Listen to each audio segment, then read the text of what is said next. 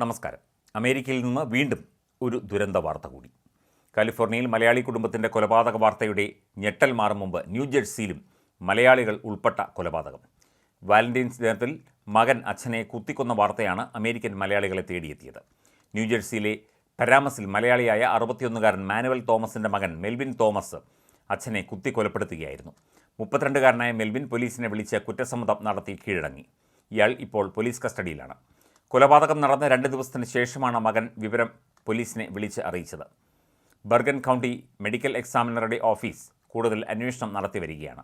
സംഭവത്തിന് ശേഷം പാരാമസിലെ 693 ബ്രൂസ് ഡ്രൈവിലെ വസതി പൂർണ്ണമായി പോലീസ് നിരീക്ഷണത്തിലാണ്. മെൽവിൻ തോമസ് അവിവാഹിതനും തൊഴിൽ രഹിതനുമായിരുന്നു എന്നാണ് വിവരം.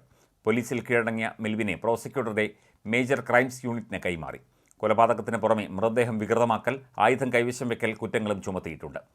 ബർഗൻ കൗണ്ടി ജയിലിലാണ് പ്രതിയെ പാർപ്പിച്ചിരിക്കുന്നത്. മാനുവൽ തോമസിൻ്റെ ഭാര്യ ലിസി 2021 മാർച്ചിൽ അന്തരിച്ചിരുന്നു. ദമ്പതികൾക്ക് 3 മക്കളാണ്. മെൽവിൻ, ലെവിൻ എന്നീ ആൺമക്കളും മകൾ ആഷ്ലിയും. കുടുംബത്തിൻ്റെ കൂടുതൽ വിവരങ്ങൾ ലഭ്യമായിട്ടില്ല. അതേസമയം അമേരിക്കയിലെ കാലിഫോർണിയയിലെ സാൻ മറ്റേയോയിൽ കൊല്ലം സ്വദേശികൾ മരിച്ച നിലയിൽ കണ്ട സംഭവത്തിലെ ദുരൂഹത പൂർണ്ണമായി ഇനി നീങ്ങിയിട്ടില്ല. ഭാര്യ ആലീസ് പ്രിയങ്കയെ വെടിവെച്ച് കൊലപ്പെടുത്തി ഭർത്താവ് ആനന്ദ് സുജിത് ഹെൻട്രി ആത്മഹത്യ ചെയ്തു എന്നാണ് പോലീസ് പറയുന്നത്. അതേസമയം ഇരട്ടക്കുട്ടികളായ നോഹ, നെയ്ഥൻ എന്നിവരെ എങ്ങനെയാണ് കൊലപ്പെടുത്തിയത് എന്ന കാര്യത്തിൽ അവ്യക്തത നിലനിൽക്കുന്നു. കുട്ടികളുടെ മരണം സംബന്ധിച്ച ഔദ്യോഗിക സ്ഥിരീകരണം ഇനിയും ലഭിച്ചിട്ടില്ല. അതിന് പോസ്റ്റ്മോർട്ടം റിപ്പോർട്ട് വരുന്നതുവരെ കാത്തിരിക്കേണ്ടി വരും. ക്രൂരമായ കൃത്യത്തിലേക്ക് നയിച്ച കാരണങ്ങൾ കണ്ടെത്താനുള്ള ശ്രമത്തിലാണ് അന്വേഷണ സംഘമെന്ന് സാൻ മറ്റേയോ പോലീസ് പറഞ്ഞു.